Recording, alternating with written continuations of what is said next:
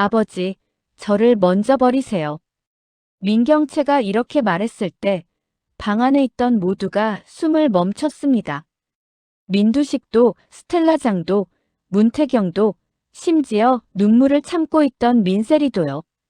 그 한 문장은 민강유통을 떠받치고 있던 거짓과 욕망의 탑이 이제 무너질 거라는 예고처럼 들렸습니다.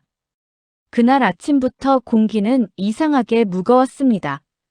전날 밤 민경채는 악몽에 시달리며 잠에서 수십 번이나 깨고 있었는데요.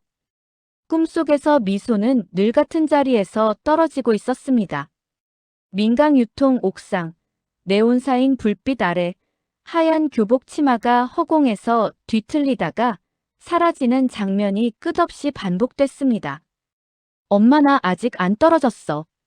꿈속의 미소가 이렇게 속삭일 때마다 민경채는 비명을 지르며 깨어났습니다.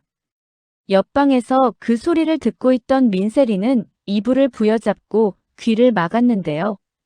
자신 때문에 아무것도 모른 채 피해를 입은 미소 때문에 이제는 민경채까지 무너져가는 소리가 전부 죄처럼 들렸습니다. 아침 식탁에서 민두식은 날카로운 목소리로 말을 꺼냈습니다. 오늘 이사회 한 표라도 이탈 나오면 끝이야. 알지? 민두식의 시선은 민경채에게 꽂혀 있었습니다. 이미 민강유통 회장 자리를 놓고 백설에, 그러니까 정루시아와의 싸움이 정면 충돌로 번진 뒤였기 때문입니다. 민경채는 숟가락을 내려놓으며 힘없이 대답했습니다. 알겠습니다. 오늘까지만 버텨볼게요. 문태경은 그 대답을 묵묵히 듣고 있었는데요. 그의 눈은 더 이상 민경채에게 분노만을 향하고 있지는 않았습니다. 사람을 죽음으로 몰아넣고 사건을 조작하고 딸을 속여온 여자인 건 맞지만 이미 무너져버린 인간이라는 사실도 분명했기 때문입니다. 이사회 직전 민경채는 혼자 회장실에 남아 서랍 깊숙이 넣어둔 서류 봉투를 꺼냈습니다. 봉투 안에는 유전자 검사 결과, 미소 사건 당시의 내부 보고서, 그리고 공 실장이 몰래 모아두었던 진술서 사본이 들어있었는데요. 손끝이 덜덜 떨렸습니다. 이거 내놓는 순간 나 끝나는 거야. 머리로는 알고 있으면서도 가슴은 아직도 회장 자리와 민씨 집안의 이름을 놓지 못하고 있었습니다. 그때 문이 벌컥 열리며 루시아와 문태경이 함께 들어왔습니다. 루시아는 민경채를 향해 단도직입적으로 물었습니다. 오늘 어떤 얼굴로 이사회 들어갈 거예요? 가해자 얼굴이요? 아니면 엄마 얼굴이요?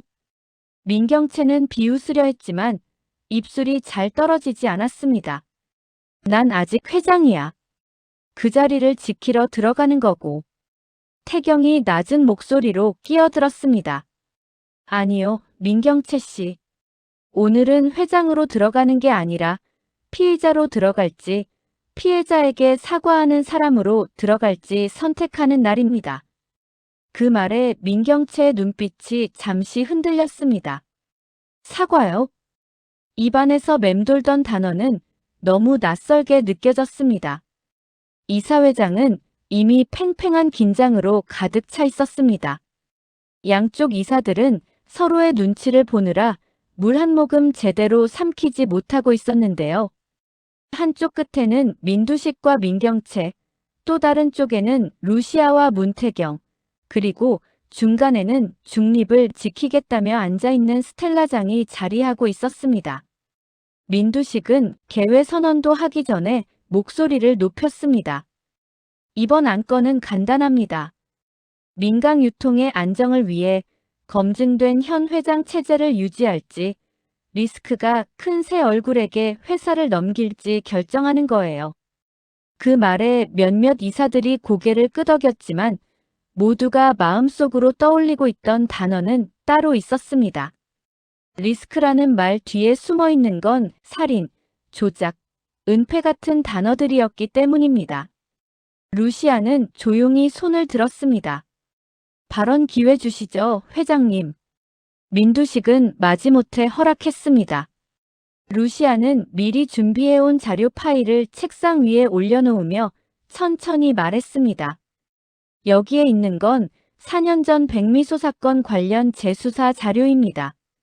내부 CCTV 복원, 가짜 증인들의 추가 진술, 그리고 무엇보다 루시아의 시선이 민경채에게 향했습니다. 당시 법무팀과 회장실에서 오간 이메일입니다. 이사들 사이에서 웅성거리는 소리가 커졌습니다. 문태경이 추가로 한 장의 서류를 꺼내 들었습니다. 그리고 이건 최근까지 이어진 주가 조작, 비자금 조성, 협력사에 대한 횡포 관련 자료입니다. 중심에는 항상 같은 이름이 있었습니다. 민두식 회장, 그리고 민경채 사장. 민두식의 얼굴이 붉어졌다가 하얗게 식었습니다. 말 조심해, 문태경. 자료로 말씀드리는 겁니다. 말이 아니라. 그 순간 모두의 시선이 민경채에게로 쏠렸습니다. 이사회장 안의 공기가 얼어붙어 버린 듯 조용해졌는데요. 지금 이 자리에서 모든 걸 부정할 수도 있었고 끝까지 버틸 수도 있었습니다. 민경채는 손에 쥐고 있던 서류를 그렇게 오래 바라보다가 마침내 입을 열었습니다. 저 한마디만 하겠습니다. 민두식이 재빨리 끼어들었습니다. 경채야, 지금은 내가 입 열 때가 아니야. 변호사. 그러나 민경채가 처음으로 아버지의 말을 잘랐습니다. 아버지, 오늘은 제 말부터 들으셔야 합니다. 이사회장 한가운데 민경채가 천천히 서 있었습니다. 어제까지 회사의 젊은 얼굴이었던 여자가 이제는 피고석에 선 사람처럼 보였습니다. 백미소 그 아이, 제 딸이 맞습니다. 그 한마디에 모두의 숨이 멎었습니다. 나는 아니라고만 하고 싶었어요. 인정하는 순간 내가 내 딸을 죽게 만든 사람이 되는 거니까. 그래서 이사회도 회사도 세리도 다 붙잡고 버티려고 했습니다. 그런데 민경채는 잠시 말을 잇지 못하고 헛웃음을 삼켰습니다. 어젯밤에 그 아이가 꿈에 나왔어요. 옥상 난간에 매달려서 나한테 이러더라고요. 엄마, 나 이제 내려가도 돼? 라고요. 그때 알았어요. 내가 붙잡고 있던 게 자리가 아니라 죄책감이었구나. 이사들 사이에서 눈을 훔치는 이들이 보였습니다. 루시아는 가슴 한가운데가 저릿하게 아려왔습니다. 이 고백이 늦었다는 사실이 너무 분명해서 더 아팠습니다. 4년 전 저는 미소를 지키려 하지 않았습니다. 회사를 지키려고 했고 우리 집안을 지키려고 했고 제자리를 지키려고 했어요. 그래서 증인들을 매수했고 CCTV를 지웠고 무고한 아이를 가해자로 만들었습니다. 세리에게도 진실을 숨겼고요. 민두식이 이를 악물고 소리쳤습니다. 내가 혼자 한 짓 아니야. 지시한 사람 따로 있는데 왜? 그러자 민경채가 조용히 아버지를 바라봤습니다. 그래서요, 아버지. 저 오늘 아버지를 포함해서 모두 고발하려고 합니다. 저 자신도요. 이사회장은 더 이상 회사 회의장이 아니었습니다.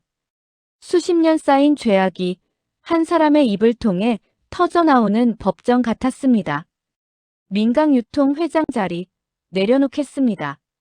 사장 직책도 포기하겠습니다. 그리고 민경채는 루시아를 향해 고개를 깊이 숙였습니다. 정루시아 씨, 아니 백설이 씨. 미소에게 대신 사과할 자격도 없지만 그래도 해야 한다고 생각해서 말씀드립니다. 잘못했습니다. 용서해달라고는 안 하겠습니다. 그저 제 죗값 치를 기회를 주십시오. 그 순간 민두식이 자리에서 벌떡 일어나 고함을 질렀습니다.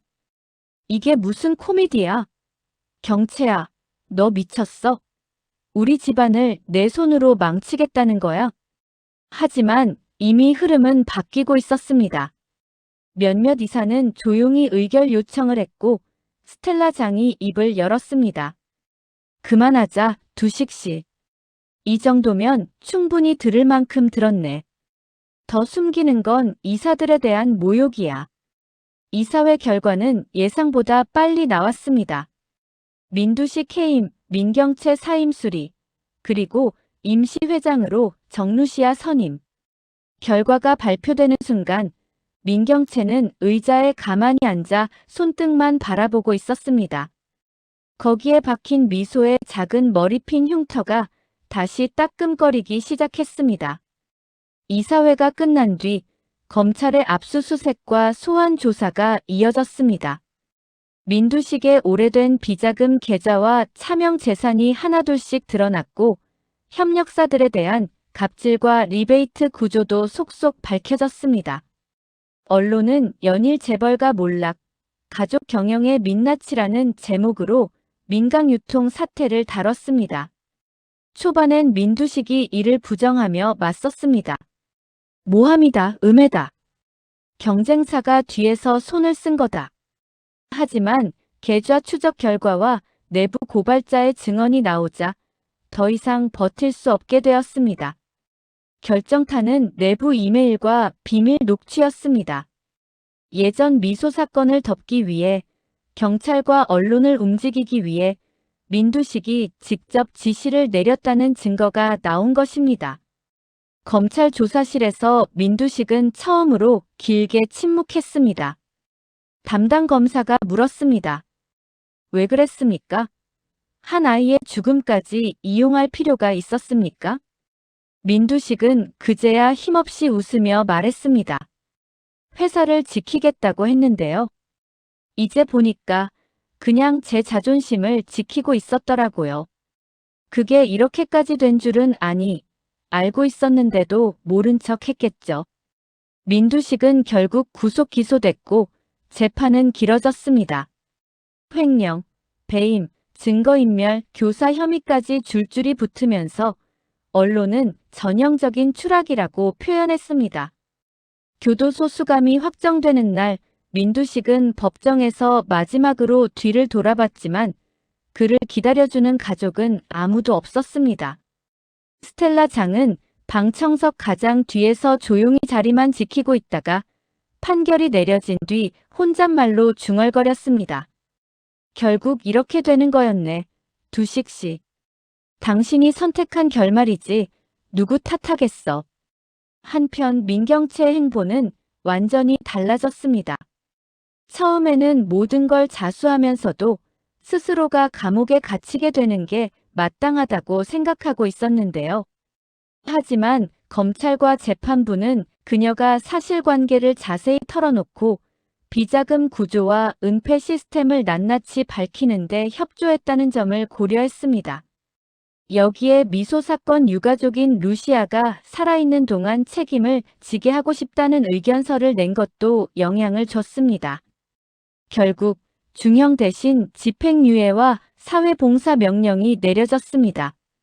단, 그 사회봉사가 평범한 청소나 공원 미화가 아니라 미혼모 보호시설과 위기 청소년 지원단체에서의 장기 봉사라는 조건이 붙었습니다. 판결문을 들고 나오던 날 기자들이 몰려들었습니다. 민 전 사장님, 지금 심정이 어떠십니까? 억울한 부분은 없으세요? 민경채는 그곳에서 예전처럼 화려한 정장을 입고 있지도 않았고 쌍꺼풀 진 눈을 위로 치켜뜨고 기싸움을 벌이지도 않았습니다. 수척한 얼굴에 검은 정장 한 벌만 걸친 채 조용히 대답했습니다. 억울한 거요? 없습니다. 억울할 사람은 이미 이 세상에 없어요. 짧은 한 문장이었지만 그 안에는 미소와 세리, 그리고 자신이 짓밟고 지나간 수많은 사람에 대한 이야기가 다 들어있었습니다. 첫 봉사날, 민경채는 미혼모 쉼터 앞에서 한참을 서성였습니다. 간판에는 소박하게 새봄마음센터라고 적혀 있었는데요. 예전 같았으면 이렇게 작은 기관의 이름은 눈에 들어오지도 않았을 겁니다. 하지만 오늘은 이 문지방 하나를 넘기가 그렇게 두려웠습니다. 문을 열자 어린 아기 울음소리가 먼저 들려왔습니다. 젊은 엄마 몇 명이 바닥에 앉아 분유를 타고 아이를 안고 작은 웃음을 나누고 있었습니다. 관리자는 간단히 소개했습니다. 여기 계신 분이 새로 오신 봉사자예요. 이름은 민경채 씨죠? 순간 방 안의 공기가 미묘하게 달라졌습니다. 뉴스에서, 인터넷 기사에서 악녀, 회장 딸 같은 수식어로 보았던 얼굴이 실제로 나타난 것이었기 때문입니다. 젊은 엄마 한 명이 조심스럽게 물었습니다. 저 진짜 그 회사 사람이에요? 민경채는 고개를 끄덕였습니다. 네, 맞습니다. 그래서 여기 왔어요. 죄송하다고 좀 늦었지만 뭔가라도 해보려고요. 처음 몇 날은 생각보다 더 힘들었습니다. 아기를 목욕시키다가 실수로 물 온도를 제대로 맞추지 못해 혼이 나기도 하고 분유를 잘못 타서 다시 만들기도 했습니다. 기저귀를 갈다가 아이가 울음을 터뜨리면 같이 쩔쩔매며 눈물부터 글썽였습니다. 어느 날 센터 한쪽 구석에 앉아 혼자 눈물을 훔치고 있을 때 한 미혼모가 조심스럽게 다가왔습니다. 저 민경채 씨. 네. 사실 그 백미소 씨 기사 다 봤거든요. 그때 너무 화나서 TV에다 욕도 했었어요. 근데 그 여자는 잠시 숨을 골랐습니다. 저도 아이 아빠가 도망가고 친정에서도 버려졌을 때 진짜 나도 옥상 올라가고 싶었거든요. 그날 그 아이도 아마 그런 마음이었겠죠. 누군가 괜찮다고 한마디만 해줬어도 조금 달라졌을지 모르잖아요. 민경채는 그 말에 그대로 고개를 숙였습니다. 그때 내가 한마디만 해줬다면 미소야, 내 잘못 아니라고. 하지만 이미 시간은 돌아오지 않습니다. 저 진짜 싫었어요. 민전 사장님. 미혼모가 솔직하게 털어놓았습니다. 근데 이렇게 와서 애들 똥 기저귀 갈고 밥 해주고 이러는 거 보니까 뭐랄까 조금은 인간 같아 보이네요. 그 말은 칭찬도 아니었고 용서도 아니었습니다. 그냥 있는 그대로의 평가였는데요. 그 한마디가 민경채에게는 가장 큰 벌이기도 했고 동시에 유일한 구원이기도 했습니다. 그날 밤 민경채는 집으로 돌아오지 않았습니다. 대신 센터 옆 작은 사무실에서 간이 침대를 빌려 잠을 청했습니다. 벽에 걸린 사진들, 아기를 안고 웃고 있는 젊은 엄마들의 사진이 자꾸 눈에 밟혔기 때문입니다. 이 아이들, 이 엄마들 누구도 미소처럼 되면 안 되겠지. 그 생각이 머리에서 떠나지 않았습니다. 한편 민강유통은 큰 변화를 맞고 있었습니다. 루시아가 임시회장이 된 뒤 가장 먼저 한 일은 피해자 지원 재단을 설립하는 것이었습니다. 과거 미소 사건처럼 회사 때문에 희생된 협력사, 직원, 가족들을 찾아내 지원하는 일부터 시작했습니다. 문태경은 재단 운영을 맡으며 바쁘게 움직였습니다. 세리는 학교 상담과 치료를 병행하면서 재단의 청소년 프로그램에 참여하기 시작했습니다. 언론에서는 가해자의 딸이 피해자들을 돕는다는 식으로 자극적인 제목을 달았지만 세리는 그 시선을 그냥 견뎌냈습니다. 어느 날 재단 회의가 끝난 뒤 세리는 혼자 루프탑에 올라가 서 있었습니다. 4년 전 미소가 마지막으로 서 있었던 그 높이와 비슷한 곳이었습니다. 거기서 세리는 조용히 하늘을 올려다봤습니다. 미소야, 나 이제 도망 안 갈게. 너 대신 내가 할 수 있는 건 다 해볼게. 그때 뒤에서 누군가가 다가왔습니다. 루시아였습니다. 여기까지 올라와 있을 줄 알았어. 세리는 쑥스러운 듯 웃었습니다. 예전에는 그냥 떨어질까 생각하고 올라왔는데요. 지금은 그냥 바람 쐬러요. 루시아는 그 말에 눈시울이 뜨거워졌습니다. 그래. 떨어지지 마. 이제는 여기서 밑에 있는 사람들 내려다보면서 살아. 두 사람은 한참 동안 말없이 서 있었습니다. 멀리 도시 불빛이 반짝이고 있었고 그 아래에는 여전히 힘겹게 하루를 버티는 수많은 사람들이 살고 있었습니다. 민두식의 재판이 막바지에 이르렀을 때 법정에는 뜻밖의 증인이 출석했습니다. 바로 민경채였습니다. 경채는 수척한 얼굴로 증인석에 앉아 차분하게 말했습니다. 민두식 회장님은 저에게 많은 것을 주신 분입니다. 이름도, 자리도, 돈도, 권력도요. 하지만 동시에 그 모든 걸 지키기 위해서라면 사람 하나쯤은 버려도 된다고 가르친 분이기도 합니다. 검사가 물었습니다. 피고인의 딸로서 선처를 바랍니까? 민경채는 단호하게 고개를 저었습니다. 아니요. 오늘 이 자리에 선 건 선처를 부탁하러 온 게 아닙니다. 저는 제 죄를 인정했고 그에 맞는 벌을 받고 있습니다. 회장님도 그래야 한다고 생각합니다. 우리 둘 중 누구도 예외가 되면 안 됩니다. 민두식은 그 말을 듣고 처음에는 분노로 눈을 치켜떴지만 이내 어딘가 체념한 눈빛으로 고개를 떨궜습니다. 그렇게 민씨 집안의 가장은 스스로 쌓아올린 탑 속에 갇힌 채 몰락을 맞게 되었습니다. 시간이 조금 흘렀습니다. 미혼모 센터에서의 봉사는 어느새 일상이 되어 있었고 민경채는 이제 아기 울음소리를 들으면 도망치지 않았습니다. 그 대신 누구보다 빠르게 달려가 안아들고 등을 토닥이며 숨을 고르게 도와줬습니다.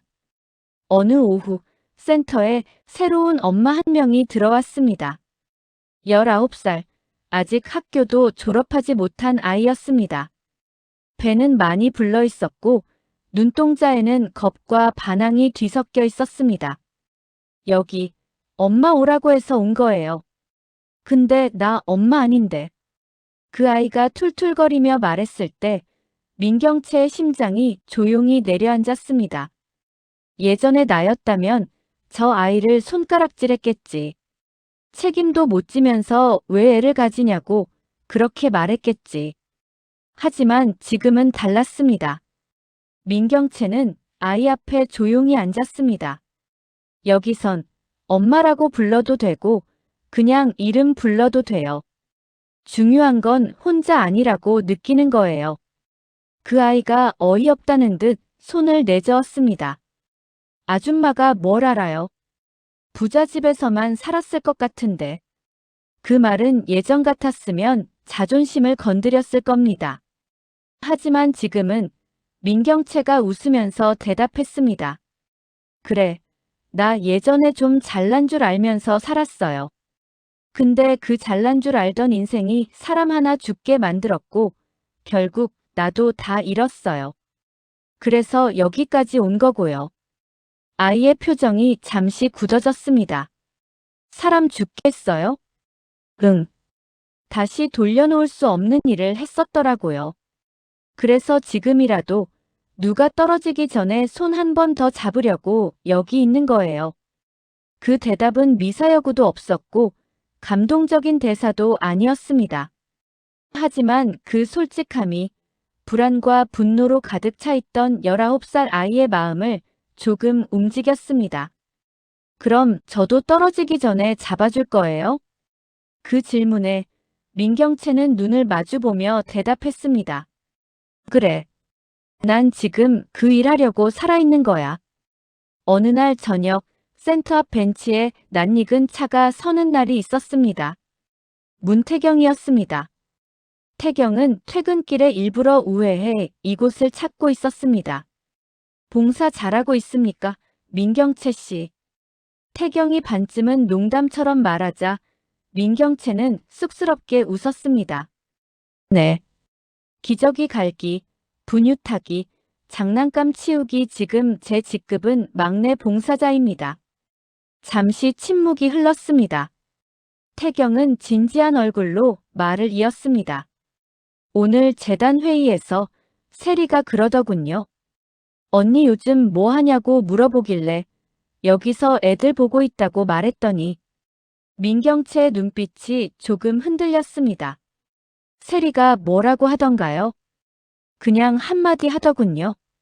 계속 거기 있었으면 좋겠다고요.